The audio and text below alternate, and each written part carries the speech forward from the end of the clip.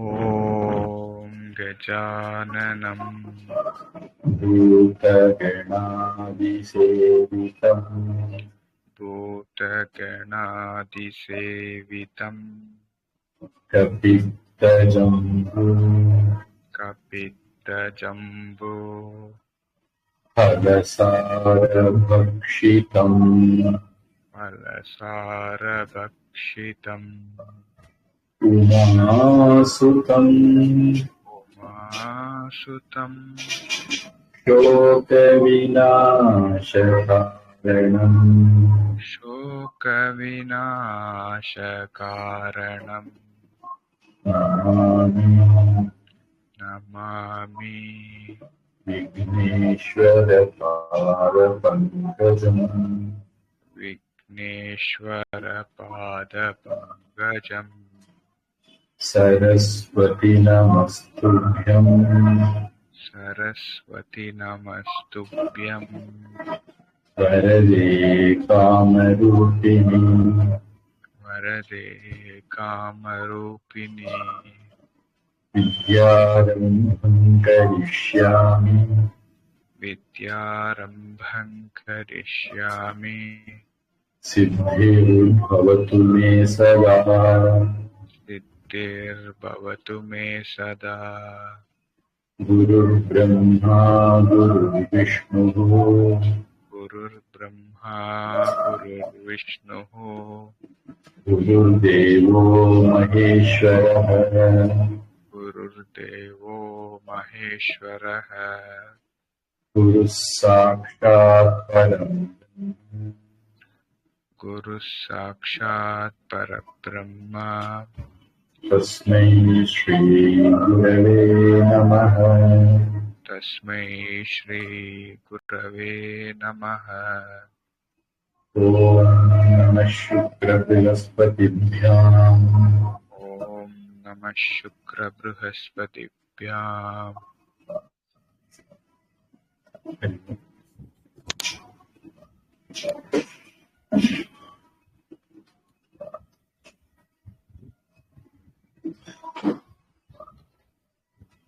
நாம சம்ஸ்கிருதம் படிச்சது 2:13 அத்தியாயம் 46வது வாக்கியம் வரைக்கும் படிச்சிருப்போம்னு நினைக்கிறேன். என்னுடைய மார்க்கிங் அந்த மாதிரி இருக்கு. அது நம்ம அன்னைக்கு தொடங்கினது 2:13:54 இருந்து தொடங்கணும்.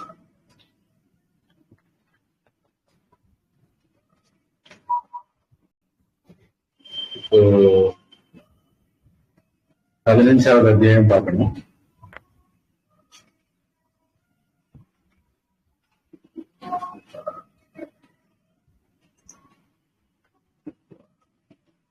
புரட்டாசி மாசம் 9ஆம் தேதி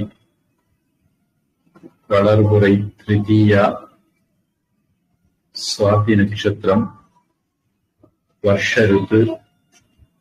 அதனால நம்ம மழை பெய்துட்டு இருக்கு. வருஷம்னா மழைன்னு அர்த்தம்.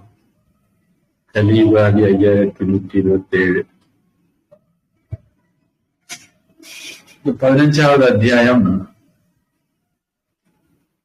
2வது அதிகரணத்துல, அதாவது தொழில் தலைவர் செயல்முறை, ஹெட்ஸ் ஆஃப் த டிபார்ட்மெண்ட்ஸ் பத்தி பார்த்துட்டு இருக்கிறோம். இந்த 2வது அதிகரணம்ங்கிறது. அதுல 15வது பிரகரணம் உணவு பொருள் நிலைய தலைவன், அதாவது அக்ரி ஹெட்.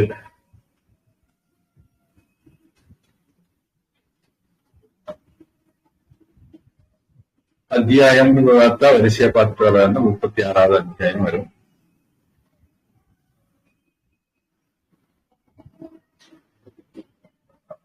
சாணக்கியர்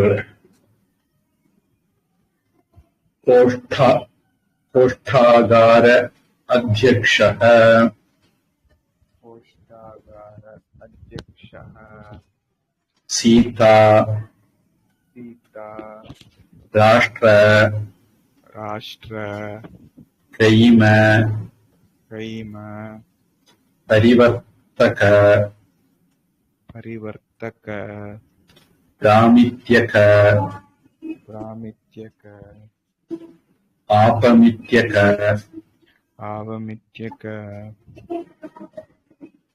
संहनिका संहनिका अन्यजात अन्यजात व्ययप्रत्याय व्ययप्रत्याय அது ஒருவேளை அது व्ययप्रत्याये அப்படின்னு இருந்திருக்கலாம் ஒரிஜினல்.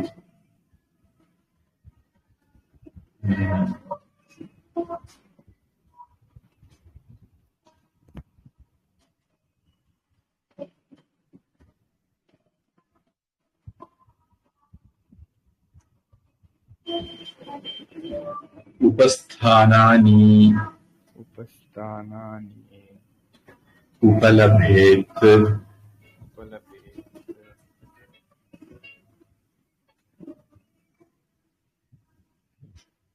இந்த மாதிரி இல்ல. அது முதல்ல ஒரு பட்டியல் போடுவாரு, அப்புறம் அதை பத்தி டீட்டெயில் தருவார். இதெல்லாம் டெக்னிக்கல் வேர்ட்ஸ். இந்த கோடிங் கம்ப்யூட்டருக்கு ப்ரோக்ராமிங்ல அதுக்கு ஒரு வார்த்தை சொல்லுவாங்க. அந்த ஃபீல்டுக்குன்னு உள்ள வார்த்தைகள்ங்கிற மாதிரி ஒரு வார்த்தை. ஜார்கன். ஆமா, ஜார்கன். அதனால இதுக்கு பிறகு அவரே விளக்கம் சொல்லுவாரு. அந்த விளக்கம் தெரிஞ்சுக்கிட்டு அப்புறம் ரிவர்ஸ் வந்து படிச்சா ஒரு விட பெட்டரா புரியுமா இருக்கும். பொதுவா மொழிபெயர்ப்புல அவங்க அதை மனசுல வச்சு மொழிபெயர்த்திருப்பாங்க அப்படின்னு நம்பலாம்.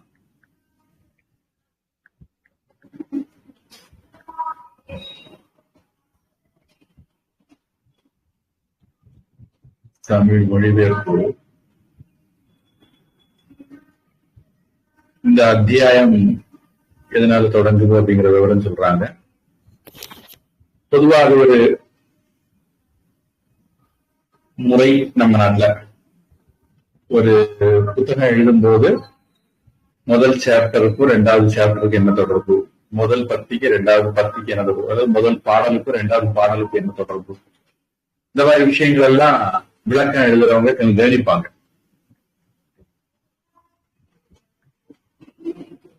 இது போன அத்தியாயத்துக்கும் இந்த அத்தியாயத்துக்கும் என்ன தொடர்பு அப்படிங்கறது சொல்றாங்க. உணவுப் பொருள் அப்படின்னா நெல் முதலிய தானியங்களும் எண்ணெய் உப்பு முதலியனவுமா. உணவுப் பொருள் அப்படிங்கறதுல இது எல்லாத்தையும் கவர் பண்றாங்க. இது எல்லாரும் இது ஒரு அவுட்லைன் தான் கொடுக்காங்க. நமக்கு உள்ள போகும்போது இன்னும் நிறைய இருக்குன்னு தெரியும். தலைவன் என்பது என்று அவன் தொழிலை உணர்த்தும். கருவூல வளர்ச்சிக்குரிய பொன் வெள்ளி முதலியவற்றை ஆகரங்களினின்றும் எடுத்தல் பாதுகாத்தல் முதலிய காரியங்களை முன்னைய அத்தியாயங்களில் கூறினார். பொன்னு வெள்ளி கனிம வளங்கள் சம்பந்தப்பட்ட விஷயம் நம்ம இதுக்கு முன்னாடி பார்த்தோம். இனி உயிர் வாழ்க்கைக்குரிய உணவுப் பொருள்களை தொகுத்தல் காத்தல் முதலிய செயல்களை கூறத் தொடங்கி முதலில் கூலம் எண்ணெய் முதலியவற்றை பற்றி இவ்வத்தியாயத்தில் கூறுகின்றார். இப்போ அக்ரி விஷயங்களை பத்தி பேசத் தொடங்கி கூலம் எண்ணெய் படித்து போட்டிருக்காங்க. கூலம் அப்படிங்கிறது இப்ப நமக்கு பிரயோகத்துல இல்லாத வார்த்தை. கூலம் அப்படிங்கிறது கூல வாணிகன் சீத்தலை சாத்தனார் அப்படின்னு ஒரு தமிழ் புலவர் உண்டு. அக்ரி ப்ராடக்ட் அப்படின்னு எடுத்துக்கலாம். நாம திணை, நெல், கோதுமை, திணை, தானியங்கள்னு எடுத்துக்கலாம்.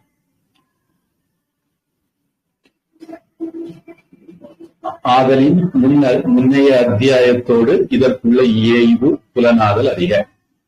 அதனால அதுக்கு இதுக்கும் ஒரு முன் அத்தியாயத்துக்கு இந்த அத்தியாயத்துக்கு ஒரு தொடர்பு இருக்கு. ஒண்ணுல இருந்து இன்னொன்னு வருது அப்படின்னு.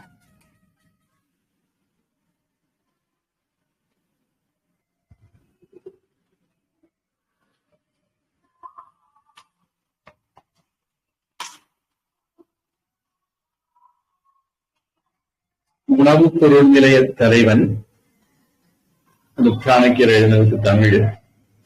உழவு, நாடு, விளைபொருள், பண்டமாற்று, விலையில் பொருள், ஓசி பாலஸ்தீன் மாதிரி. கடன், தொழிலிறை, வேறாயது, செலவெச்சம், அணுக்கம் என்னும் இவற்றை அறிந்திருத்தல் வேண்டும். சில சமயங்கள்ல தமிழ் படிக்கும்போது அதுக்கு சமஸ்கிருதமே பரவாயில்லன்னு தோணணும். அதுக்கு காரணம் மொத்தம் ஒரு 100 வருஷம் முன்னாடி எழுதின புத்தகமா இருக்கும். அதுக்குள்ளேயே தமிழ் புரியாத அளவுக்கு நாம இருக்கிற அளவு அவங்க அந்த அளவுக்கு இலக்கிய தமிழ் எழுதிட்டாங்க. ஏதோ ஒண்ணு கலாச்சாரத்தை விட்டு நாம விலகிட்டு இருக்கிறோம் வேகமா அப்படிங்கிறதுக்கு அது ஒரு அடையாளம். பாரம்பரியத்தை கைவிட்டு இருக்கிறோம், தச்சு விட்டுட்டு இருக்கிறோங்கிறதுக்கு ஒரு அடையாளம் அது.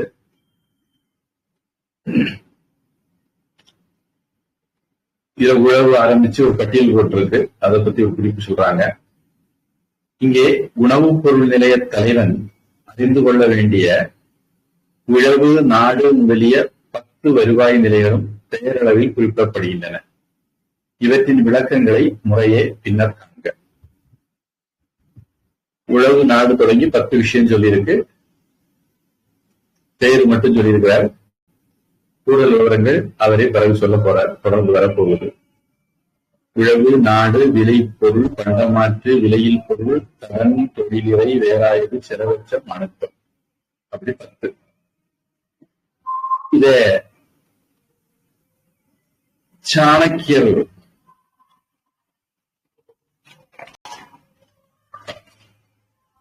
கோஷ்ட ஆகார அத்தியக்ஷக சீதா. சீதா அப்படிங்கிறது ராமர் மனைவிக்கும் சீதான் தான் பேரு. சீதாங்கிற பேர் அவங்களுக்கு ஏன் வந்தது அப்படின்னா,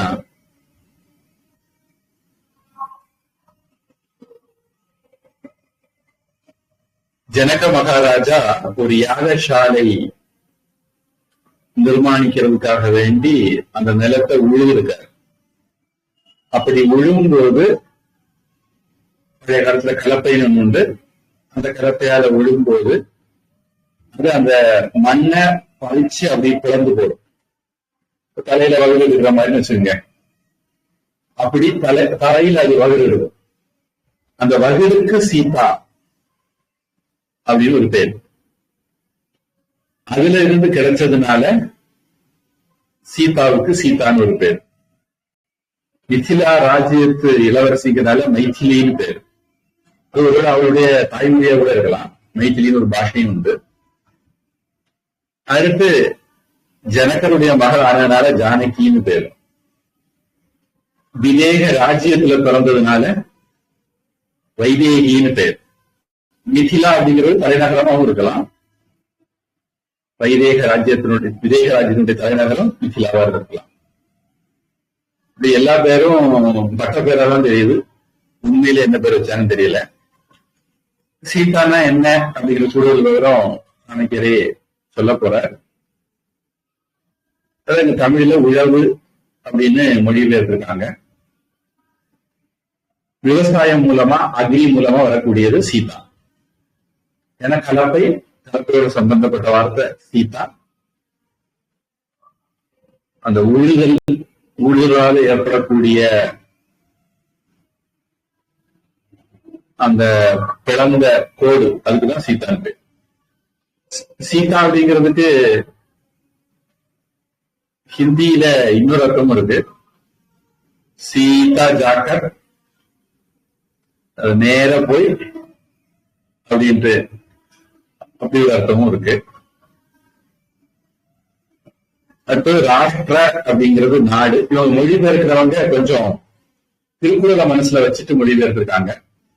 அதனால இதுக்கு ஒட்டி திருவள்ளுவர் வார்த்தை போட்டிருந்தாலும் அந்த வார்த்தையை இவங்க பயன்படுத்துறாங்க. அதனால அவங்க அதை நாடு அப்படின்னு போட்டிருக்காங்க. நாடுங்கிறது இங்க கண்ட்ரி அப்படிங்கிற அர்த்தம் இல்ல. நம்ம ஊர்ல ஜிஎஸ்டி, வேட், இப்படிலாம் இன்கம் டாக்ஸ், சேல்ஸ் டாக்ஸ், இப்படி எல்லாம் நிறைய வெரைட்டி வச்சிருக்கிறது மாதிரி இது ஒரு வெரைட்டி, அவ்வளவுதான்.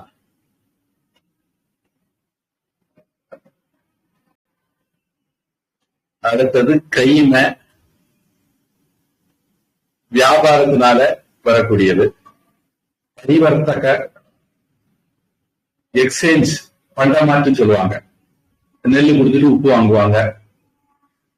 நம்ம இன்னைக்கு உள்ள உலகத்துல பயங்கரவாதம் ஒழியணும், டீப் ஸ்டேட் வேலைப்பாடு நடக்காம இருக்கணும் அப்படின்னா முதல் விஷயம் இன்டர்நெட்டை கட் பண்ணணும். இன்டர்நெட் தான் அவங்களுடைய முக்கியமான பலம். அவங்க அதை கண்டுபிடிச்சதே உறவு காக்கிறதுக்கு தான், ஏற்படுத்துறது தான் ஒண்ணு. ரெண்டாவது பணம் நடமாட்டம், ரூபாய் நடமாட்டத்தை கட் பண்ணணும். பொருளுக்கு பொருள், எக்ஸ்சேஞ்ச் அப்படின்னு வைக்கணும். அப்படி வச்சா நிறைய பிரச்சனைகள் தீரும். அப்புறம் அந்த பணக்காரங்களை பேசி கட்டணும். பாத்தீங்கன்னா பண கொழுப்பெடுத்தவெல்லாம் தான் நேரம் போகாம எங்க ஏதாவது எந்த குழப்பத்தை ஏற்படுத்தலாம்னு தெரிஞ்சிட்டு இருக்கிறான். அவனுக்கு பண கொழுப்பு எடுக்கிறதுக்கு காரணம் அவன் பண்ணக்கூடிய இல்லீகல் பிசினஸ் மாதிரி விஷயங்களாகவும் இருக்கும். நல்ல நேர்மையான பிசினஸ்ல அப்படியே வரும்னு சொல்ல முடியாது. அப்ப அதையும் கவனம் கொடுக்கணும். இந்த மாதிரி சில விஷயங்களை கவனம் கொடுத்தாலே நாட்டினுடைய பாதுகாப்பு உறுதிப்படும். இதுல பரிவர்த்தகங்கிறது பண்டமாற்று பழைய காலத்துல இருந்தது, பிரபலமா இருந்தது. நம்ம இங்க இருந்து ஏலம், கிராம்பு, ஜீரகம், மிளகா, நல்ல மிளகு, இந்த மாதிரி விஷயங்கள் எல்லாம் கொண்டு கொடுத்துட்டு அவங்ககிட்ட இருந்து தங்கம், வெள்ளி இப்படி வாங்கிட்டு வருவோம். பழைய காலத்து முறை. அந்த முறை பரிவர்த்தகம். பிராமித்தியகம்,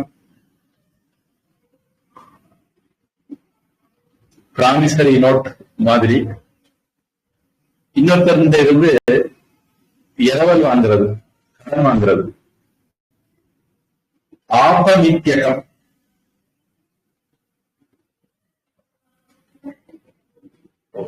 ஒருத்தனுக்கு தானம் கொடுக்கிறது. அதனால தமிழ்ல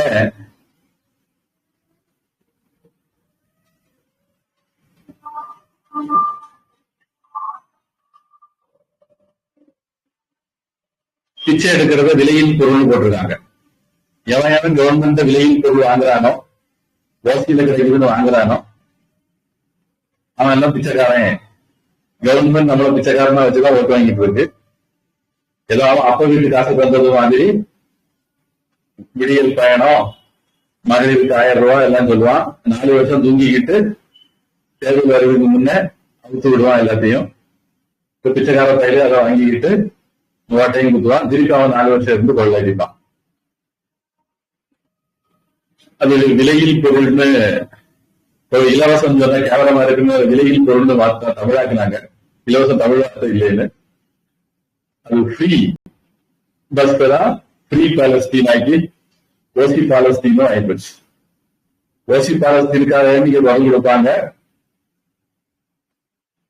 ஆனா பலைக்காமல கொண்டவங்களுக்காக வேண்டியோ, பங்களாதேஷ்ல கொல்லப்பட்டவங்களுக்காக வேண்டியோ அதுக்கெல்லாம் குரல் கொடுக்க மாட்டாங்க. அப்படிப்பட்ட அயோக்கியன்னு அதுக்கு மேல என்ஐஏ சட்டம் ஒன்றும் பாயாது. ஆனாலும் அவங்க இதை பாசிஸ் அரசுன்னு சொல்லுவாங்க. இது வந்து பைத்தியக்கார அரசு, ஒன்றும் வக்கில்லாத அரசு, ஒன்றும் தமிழுக்கு மேலும் இல்லாத அரசுன்னு நமக்கு தான் தெரியும். ஆபமித்தியகம்ங்கிறது கடனா கொடுக்கறது, அதனால கடன் போட்டிருக்காங்க. சம்பனிகா தொழில் இறை, அதாவது தொழில் வரி. தொழில் இறை என்பது வரியினர் இந்த இடத்துல எடுத்துக்கலாம். தொழில் வரி.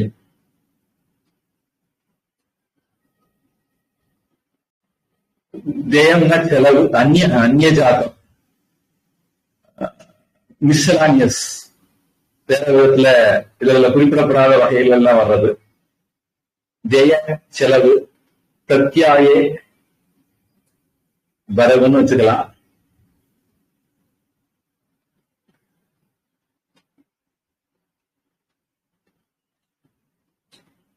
உபஸ்தானானி,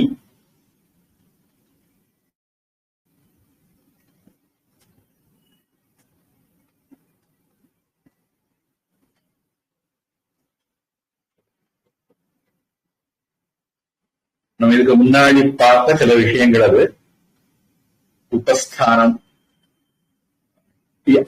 அளவு, எடை, அதுல வியாஜின்னு எல்லாம் பார்த்தோம். அந்த கனிம வளங்கள்ல இன்னென்ன பாகம் ராஜாவுக்கு போனோம்னு அந்த மாதிரி விஷயங்கள் எல்லாம் அடங்குவது உபஸ்தானம். இத்தனை விஷயம் வரக்கூடிய 11வது வரி வரைக்கும் இந்த விஷயங்கள் அவர் விரிவா சொல்ல போறாரு.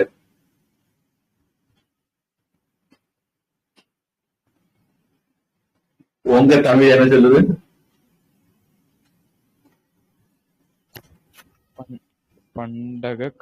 பண்டகசாலை தலைமை அதிகாரி சீதா ராஷ்டிரம் கைமம் பரிபுஸ்தகம் ராமித்யம் அபமித்யகம்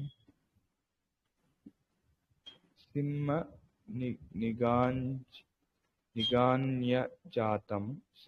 நிகான்யஜாத்தம்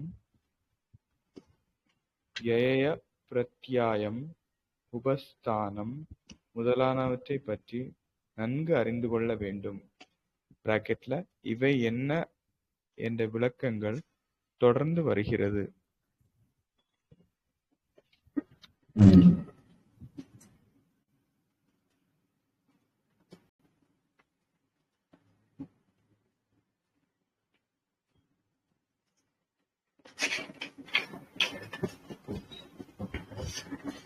நான் போன தடவை எதனால என் புக் எடுத்து பார்க்கலன்னு தெரியல, எது வரைக்கும் சம்ஸ்கிருதம் படிச்சேன் அப்படின்னு.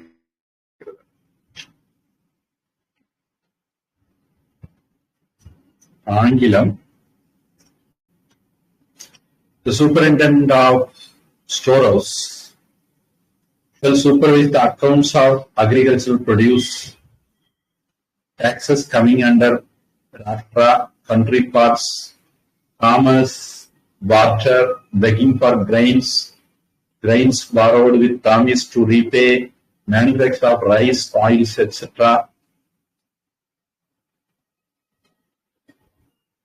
Accidental revenue, statements to check expenditure and recovery of past arrears.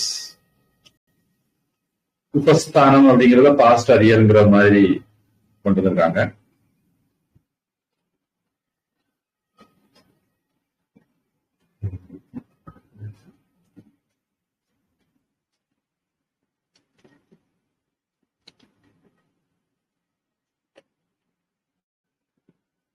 ரெண்டாவது சீதாத்யக்ஷः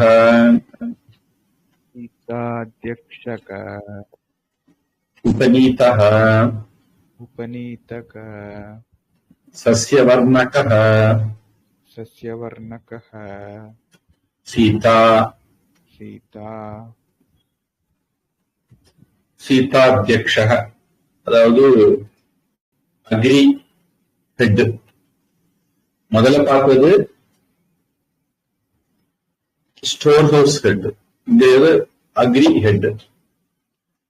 உபநீதக அவர் கொண்டு வந்தது. சஸ்ய வர்ணக செடி வகைகள், அதாவது தாவர வகைகள், அதுக்கு சீதான்னு பேர். அதாவது விவசாய பொருட்கள் அப்படின்னு நம்ம எடுத்துக்கலாம்.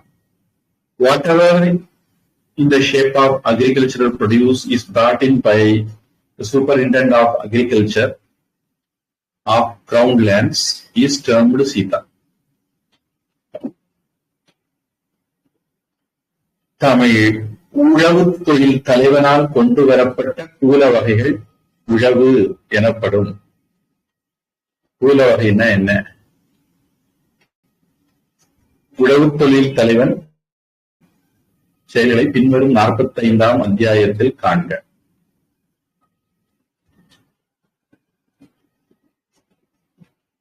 இந்த டாபிக் சம்பந்தமா இனி 45வது அத்தியாயத்துல கூடுதல் விவரங்கள் வருது அப்படிங்கிறாங்க. உங்க தமிழ் பண்டகசாலைக்கு அந்த அதிகாரி கொண்டு வந்து சேர்க்கும் பல வகை தானிய வகைகளுக்கு சீதா என்று பெயர்.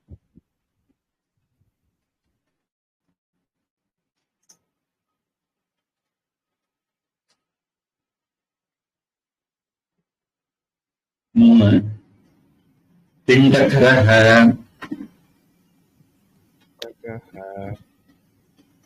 ஷட்பாகஹ ஷட்பாகஹ சேனாபக்தம் சேனாபக்தம். இதெல்லாம் ஒவ்வொரு டாபிக்னு எடுத்துக்கலாம். GST, sales tax, income tax, VAT மாதிரி. பலிஹி பலிஹி கரஹ கரஹ உத்சங்கஹ உத்சங்கஹ பார்ஷ்வம் பார்ஷ்வம் பாரிஹீணிகம் பாரிஹீணிகம் ஔபாயனிகம் ஔபாயனிகம் கௌஷ்டேயகம் கௌஷ்டேயகம் சராஷ்டிரம். சராஷ்டிரம். இதுக்கு முன்னாடி ஒண்ணுல நான் வய பிரத்யாயே உபஸ்தானின்னு சொன்னேன். ஒருவேளை வய பிரத்யாய உபஸ்தானானி அப்படியே இருக்கலாம், அல்லது வய பிரத்யாயோபஸ்தானானி அப்படின்னு காம்பவுண்டாட்டே இருந்திருக்கலாம். இவங்க அதை பிரிச்சிருக்கவும் செய்யலாம். இவங்க அந்த மாதிரி சில வேலைகள் உண்டாமண்டி பண்ணுவாங்க, பார்த்திருக்கோம். இப்ப ராஷ்டிரம்னு அவர் சொன்னதுக்கு அவரு என்ன அர்த்தத்துல சொன்னார் அப்படின்னு விளக்குறாரு.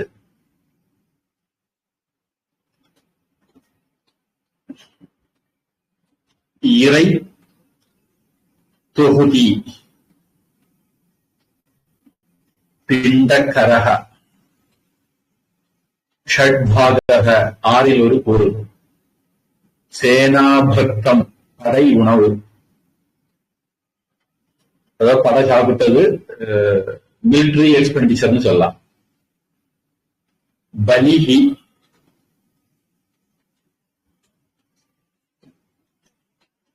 வழிபாட்டு பொருள், பகவானுக்கு பலி கொடுக்கிறது, கடவுளுக்கு பலி கொடுக்கிறது சொல்லுவாங்க அது. கரக அரசு இறை, வீட்டுக்கு கரம் கட்டுறதுன்னு நம்ம இப்போ அந்த வார்த்தையை பயன்படுத்துறோம். அரசனுக்கு கொடுக்கிற வழி அப்படின்னு போட்டிருக்காங்க. உத்சங்கக உவகை கொடை, அதாவது பதவியில இருக்க கையை கால பிடிக்கிறதுக்கு என்னது பரிசு கொண்டு கொடுப்பாங்க. அப்பதான் காரியம் செய்யலாம் அப்படின்னு. நம்ம ஒரு டோப்பா கல்யாணுக்கு கூட அப்படி நிறைய பேர் போட்டோ எடுத்து நம்ம பார்க்கலாம். இந்த போதை பிறந்து கடத்துறவன் எல்லாம் அப்படி போட்டோ பிடிச்சாகலாம். அந்த மாதிரி கொடுக்கறதுக்கு உத்சங்ககன் பேர். பாஷ்வம் நெறியிலி, பாரிஹீணிகம் அழிவி ஈடு, அதாவது நஷ்ட ஈடு. வெள்ளப்பெருக்கு வந்துட்டு அரசாங்கம் அதுக்கு பணம் கொடுக்குது, அந்த மாதிரி. ஔபாயனிகம் கையுறை,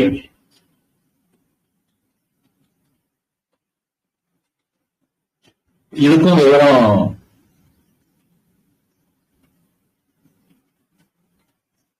பிறகு வரலாம். இல்ல, வரலன்னு நினைக்கிறேன்.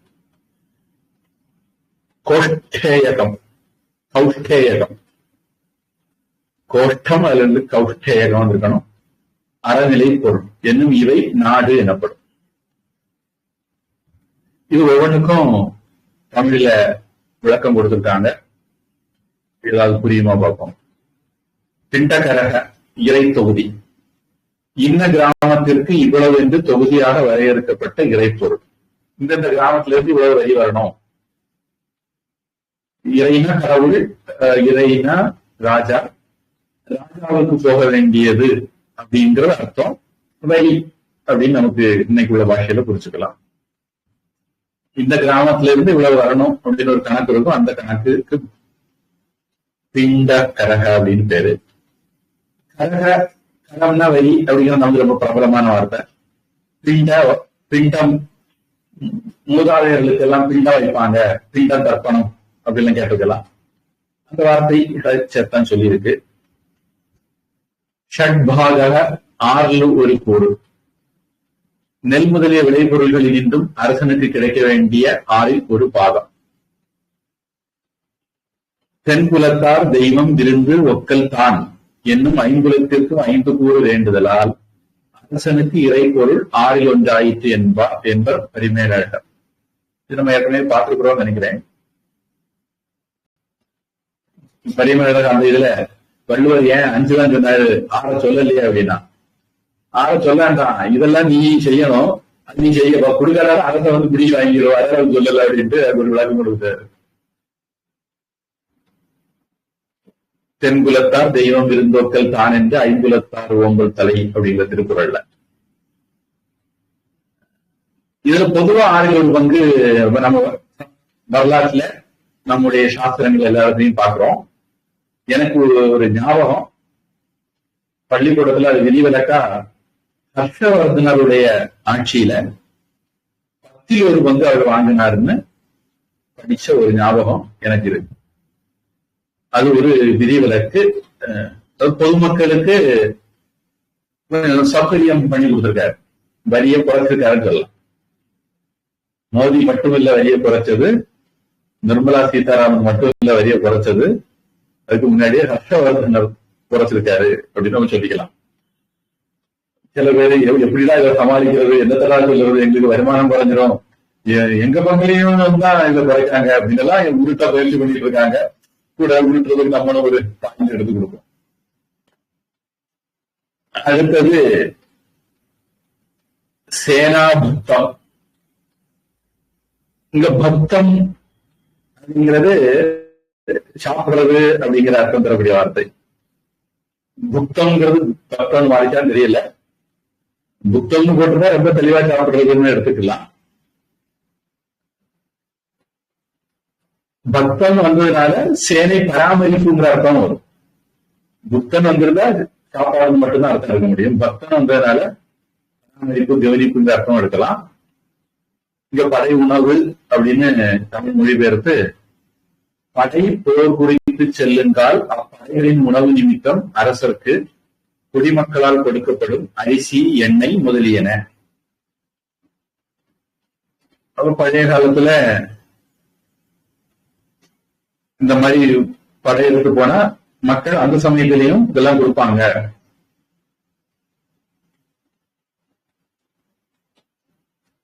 அப்படியெல்லாம் ஆபரேஷன் சிந்தூர்ல கேட்டா நம்ம பயில சட்டைய போறான்டான்.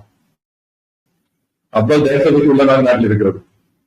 எவன் சொல்லிட்டா எனக்கு என்ன, எனக்கு சாப்பாடுல கை வைக்காதுன்றான். லால் பகதூர் சாஸ்திரி பிரதமராக இருந்த போது ஒரு யுத்தம் வந்து பாகிஸ்தான் யுத்தமா என்னமோ. அப்போ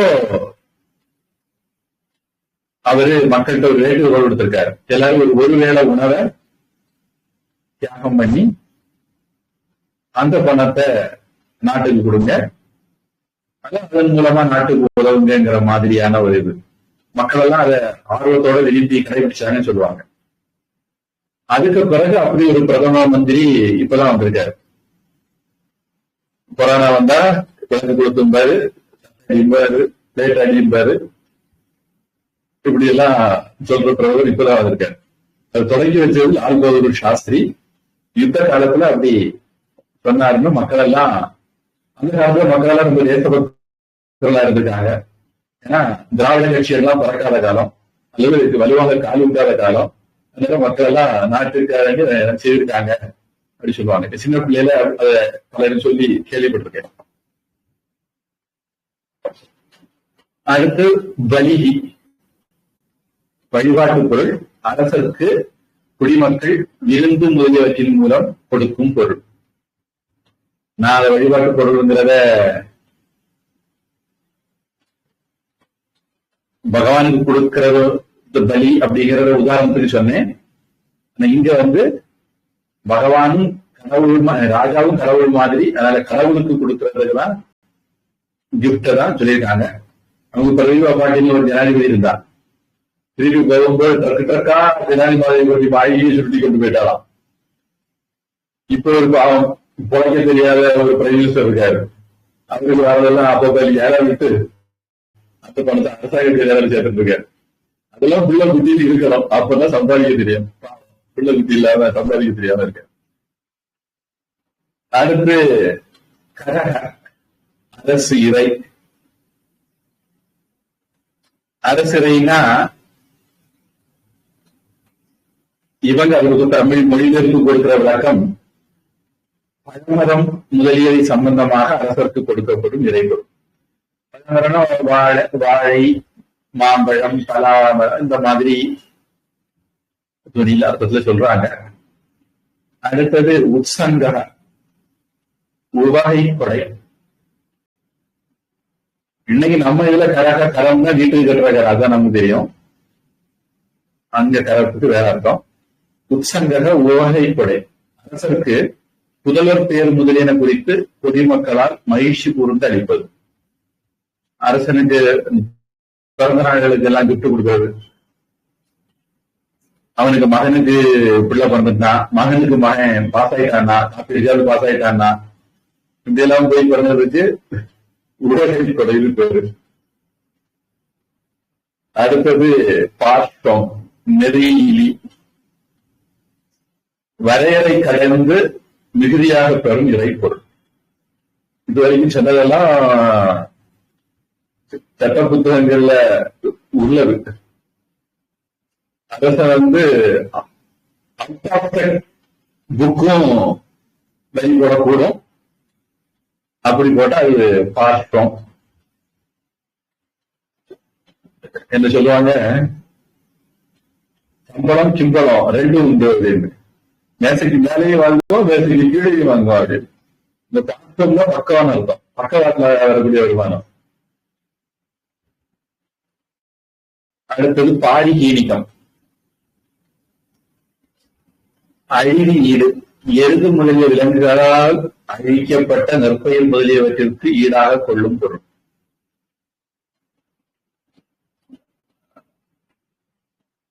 விலங்குகளால விளைபொருள் அழியலாம். மழை, காற்று, இந்த மாதிரி எல்லாம் கூட அழியலாம். அதை அழிவின் ஈடு, நஷ்ட ஈடுங்கிற மாதிரி கொண்டு வராங்க. அடுத்தது ஔபாயனிகம், கையுறை, காணிக்கை பொருள். மக்களை மனம் நல்ல நிறைய விலங்குக்கு, எங்க வீட்டுல கண்ணுக்குட்டி பசு ஈன்றிருக்கு அப்படின்னா எனக்கு என்ன பண்ணுவாங்க, அந்த பால் பகவானுக்கு கோவிலுக்கு கொண்டு கொடுப்பாங்க. அங்க வாலண்டியர் அவங்களுடைய விருப்பத்தின் பேர்ல செய்யறது. அப்படி கொடுக்கிறது ஔபாயனிகம். கௌட்டேயகம், அறநிலை பொருள். அரசனுக்குரிய தடாகம், பூஞ்சோலை முதலியவற்றின் நின்று உண்டாகும் பொருள்.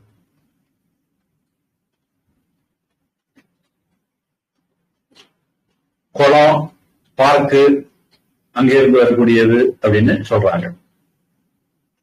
இது இவ்வளவும் ராஷ்டிரம் அப்படிங்கிற டாபிக் வரக்கூடிய வருவாய்.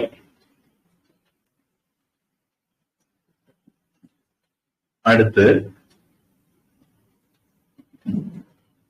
தமிழில் படிச்சீங்களா? சாமி படிக்க படிங்க. கிராமத்து சமூகங்களிலிருந்து வசூல் செய்ய வேண்டிய வரி அந்தந்த இடங்களில் வசூலிக்க வேண்டிய 1/6 தானியம், படைகளுக்காக ஒதுக்கி வைக்கும் பங்கு, சில பிரதேசங்களில் நிச்சயிக்கப்பட்ட வசூலான 10 20 தானியங்கள், பல மரங்களில் மன்னனுக்கு அளிக்கப்பட வேண்டிய பங்கு, மன்னனுக்கு குழந்தை பிறத்தல் முதலான சுப நிகழ்ச்சிகளின் போது மக்கள் உவந்தளிக்கும் தேன் முதலான பொருட்கள், சாதாரணமாக வசூலிக்கும் வரியை விட அதிகமாக வசூலித்த வரி, கால்நடைகளால் ஏற்பட்ட பயிரின் நாசத்துக்கு பரிகாரமாக வசூலித்து மன்னருக்கு காணிக்கையாக அளிக்கும் விலையுயர்ந்த பொருட்கள், மன்னர் உருவாக்கியிருக்கும் ஏரிகள், நந்தவனங்கள் முதலியவற்றில் இருந்து கிடைப்பது. இவை ராஷ்டிரத்தில் இருந்து கிடைக்கும் வசூல். இதற்கு ராஷ்டிரம் என்று பெயர்.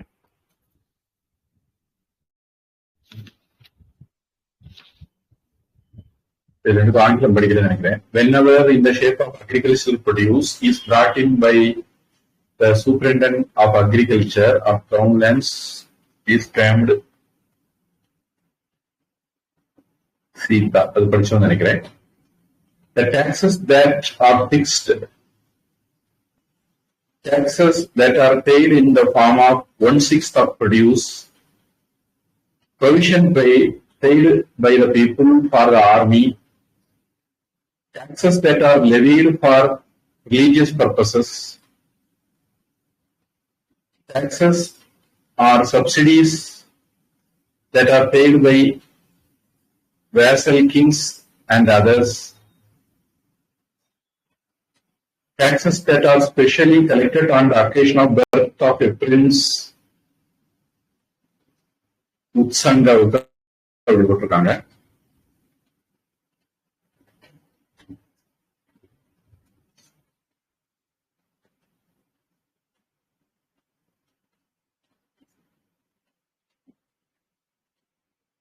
இதுல சப்சிடிஸ் கொண்டு வந்திருக்காங்க. அது எப்படி வரும் தெரியல.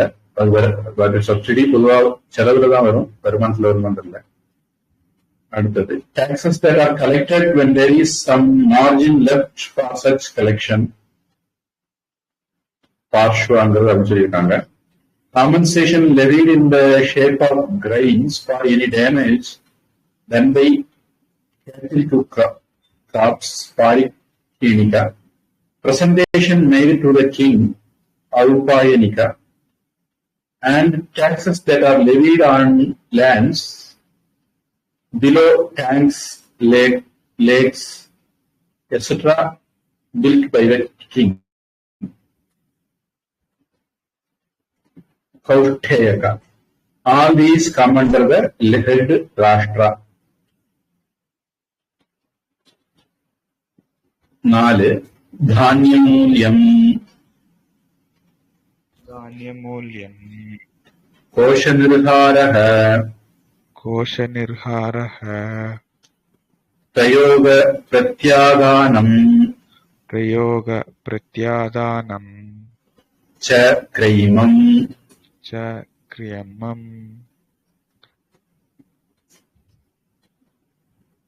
கிரைமம்னா என்ன அப்படின்னு சாணக்கியர் சொல்றாரு. Sale proceeds of grains purchased and the collection of interest in kind or grain debts are termed commerce. அதாவது காமர்ஸ் இருக்காங்க. தானிய விலையில் கொள்ளும் கூலம், வட்டிக்கு ஈடாக கொள்ளும் பொருள், எனும் இவை விலை பொருளாகும்.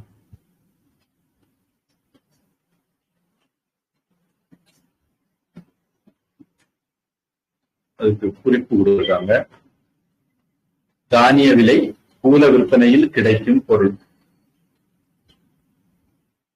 கடனாக வட்டிக்கு ஈடாக அப்படிங்கிறதுக்கு கடனாக கொடுத்த பொருளின் வட்டிக்கு ஈடாக கொள்ளும் கூலம் முதலியன. இதெல்லாமே அந்த காலத்துல பணப்புழக்கம் கம்மி, பணம் இருந்தது இல்லைன்னு சொல்ல முடியாது, புழக்கம் கம்மி. அது தானியங்களாக கொடுத்து வாங்கிக்குவாங்க.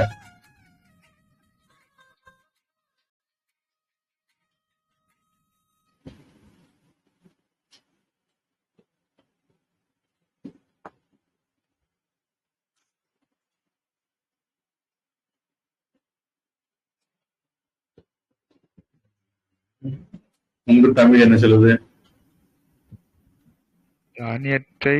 தானியத்தை விற்றதால் வந்த பணம், பணத்தை கொடுத்து தானியத்தை வாங்குவது, மற்றவர்களுக்கு கொடுத்ததை வட்டியுடன் கூட வசூலித்தல், இவற்றுக்கு கிரயீமம் என்று பெயர்.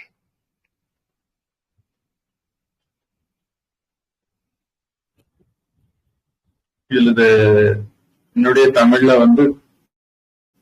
கோஷ நிருகாரக,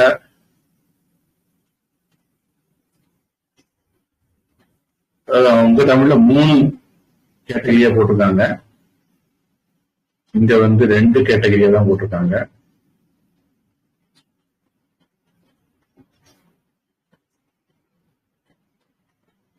உங்க தமிழ் திருப்பி படிங்க.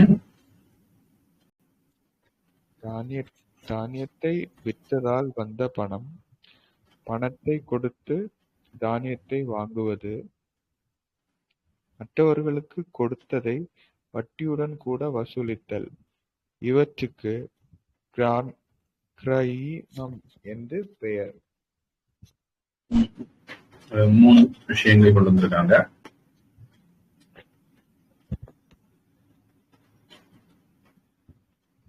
அஞ்சு சஸ்யவர்ணானாம் அர்த்தாந்தரேண அர்த்தா அப்படின்னு நினைக்கிறேன். அர்த்தாந்தரேண வினிமயः பரிவர்த்தகः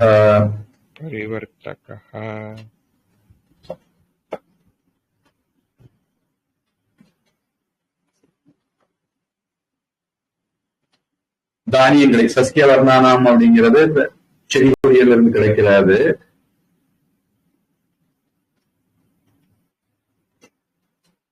அர்த்த அந்தரேன இன்னொரு பொருளோட வினிமய பரிமாறிக்கிறது பரிவர்த்தகம். பிறரிடம் இருந்து பல்வகை கூலப்பொருள்களை விலைக்கு ஏற்ப மாற்றிக் கொள்வது பண்ட மாற்றாகும்.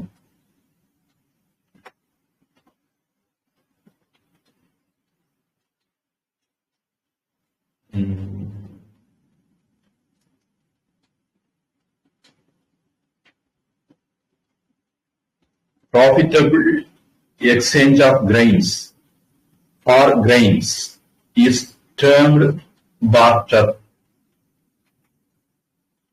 இறந்து வரும் கூலத்துக்கு நோட்டு கொடுத்துருக்காங்க.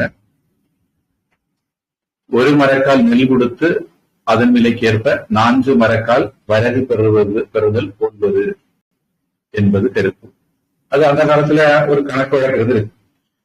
உப்புக்கும் நெல்லுக்கும் இந்த மாதிரி, அவலுக்கும் நெல்லுக்கும் இந்த மாதிரி, அந்த மாதிரி மக்கள் மத்தியில இயல்பாக ஒரு எப்படி யார் நிர்ணயிக்கான்னு தெரியாது, ஆனா அப்படி இருந்திருக்கு அப்படிங்கிறத பார்க்குறது. சின்ன பிள்ளையில பொறி வாங்குறதுக்கு நெல் கொடுப்பாங்க, அவல் வாங்குறதுக்கு நெல் கொடுப்பாங்க, உப்பு வாங்குறதுக்கு நெல் கொடுப்பாங்க.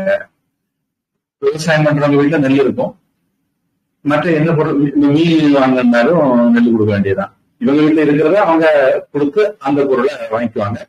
அதுல ஒரு ரேஷியோ இருக்கும். அந்த ரேஷியோ எல்லாம் யார் முடிவு பண்ணுவாங்கன்னு தெரியல, அப்படி இருந்து இருக்குது. உங்க தமிழ் என்ன சொல்றது?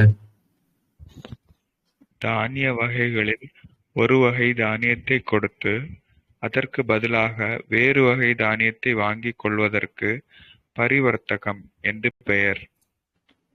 தானியம் தான் இன்னும் இல்ல, எது வேணாலும் மாற்றிக்கிடலாம்னு நான் நினைக்கிறேன். 6 சஸ்யயாச்சனம். சஸ்யயாச்சனம். அந்யதः பிராமித்யகம். அந்யதः அந்யதः பிராமித்யகம். பிராமித்யகம். அந்யதः இன்னொருவன் இருந்து சஸ்யயாச்சனம், தானியங்களை பிச்சை கேட்குது, அதாவது இரவு கேட்குது. அது பிராமித்யகம் அப்படின்னு சொல்லலாம். திருப்பி கொடுப்பதாக பிறரிடமிருந்து பெறும் கூலம் முதலியன கடனாகும். Grains collected by begging is termed பிராமித்யகா. இவன் பெக்கிங்லேயே போட்டுட்டான், அது பெக்கிங் இல்ல,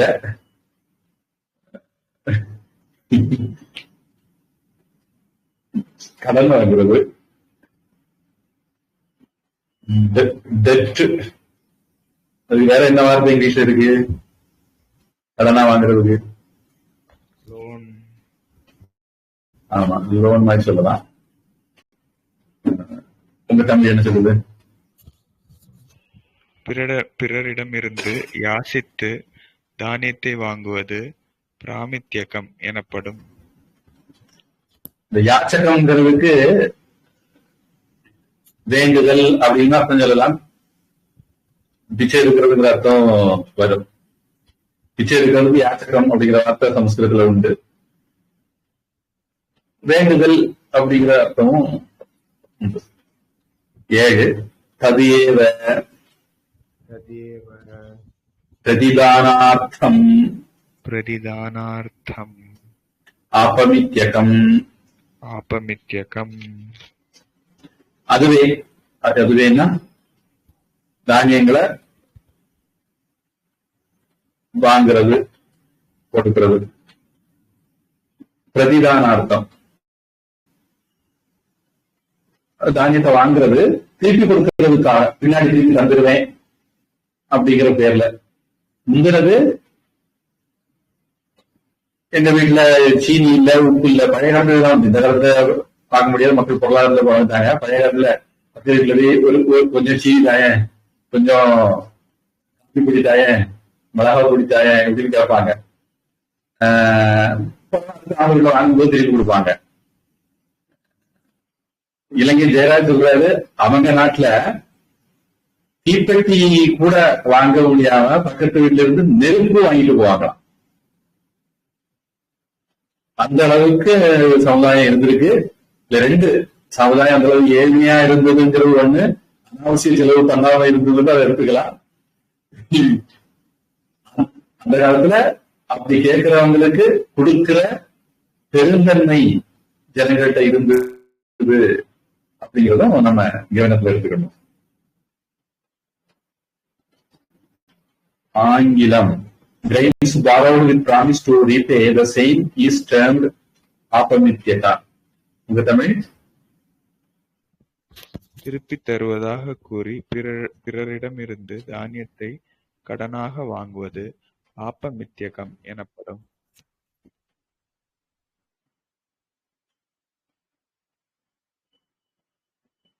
அடுத்த வரி கொஞ்சம் வேலை காட்டும்னு நினைக்கிறேன்.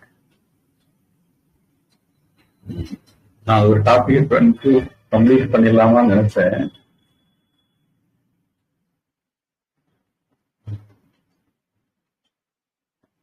இன்னும் 4-5 வரி இருக்கு. சரி, அந்த வரிய சம்ஹனிகா அதுல இருந்து அடுத்த இது 8வது வரியில இருந்து அடுத்த வகுப்புல பார்ப்போம்.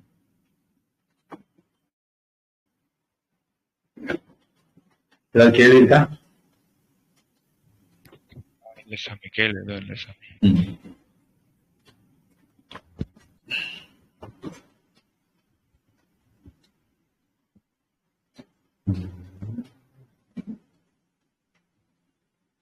பிரார்த்தனை.